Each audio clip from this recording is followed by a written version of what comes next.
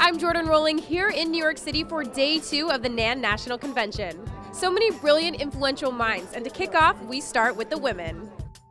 As Black women, we have withstood the deficit narrative, the constant drumbeat of verbal attacks on our character. And even with $1 trillion in annual buying power, we too are still forcefully kicked out of restaurants right here in this city. As Black women, we are the fastest growing group of entrepreneurs, yet still have the least access to capital to expand, scale, and grow our businesses. NAN's Women's Power Luncheon, hosted by our favorite side-eye, Angela Rye, honored some of our most prominent voices like VALEISHA Butterfield-Jones and Symone Sanders. I think Black women are such a force, seemingly because we've always had to be.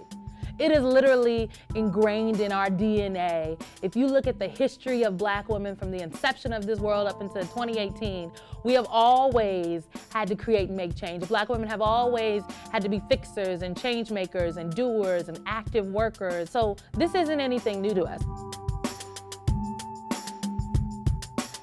Oftentimes we're raising families, we're taking care of our parents, we are striving in education and in our careers.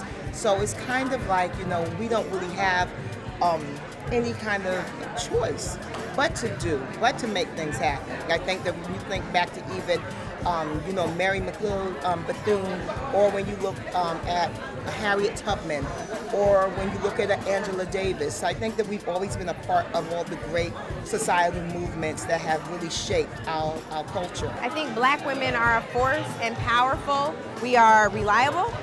We are dependable.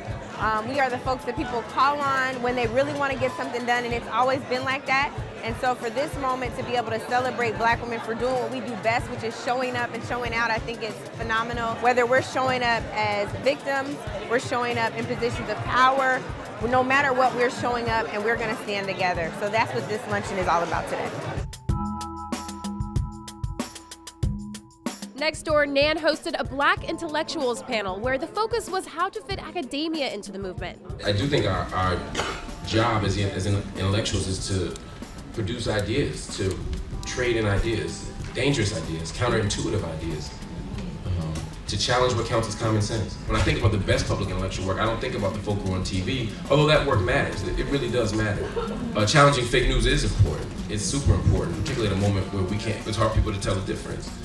But I also think organizing work is important, union work is important. One of the biggest concerns wasn't just how to do the work, but how to be inclusive of all. We have to look at every single person who has contributed to this thing called Black intellectual life. Too often right now we ignore significant sectors of our community.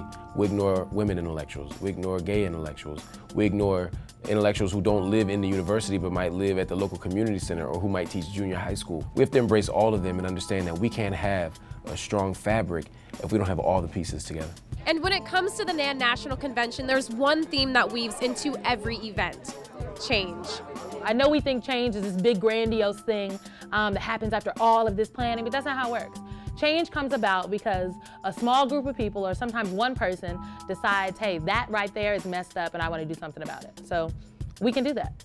We don't have to wait for somebody to give us permission to activate, create, and make change. Live from New York City for BET News, I'm Jordan Rolling.